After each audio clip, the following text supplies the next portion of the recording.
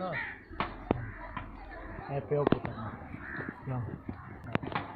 प्रेम अच्छा प्यो पकाना भी है अच्छा दूध पीता वो मतलब एड दी पेंट है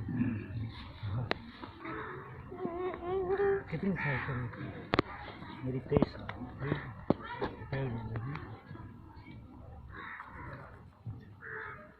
ये अरेंजमेंट है सिग्नल ऑपरेटर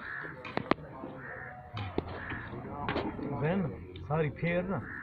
इधर फेयर उसी फेयर इधर इधर सो ये फेयर ते ओ जेडे दुकान दे पैन उन्हां दी आ बाद मियां ते रोज़ ही बना रोज़ ही आ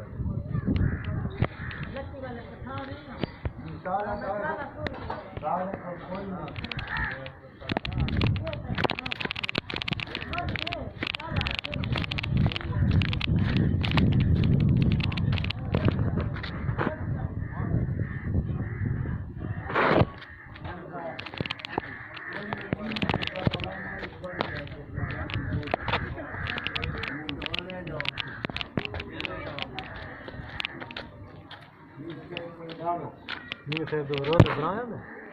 हाँ लिया बनाना तो नहीं है हाँ नहीं हनवरी तो अगर हनवर बस बन चुका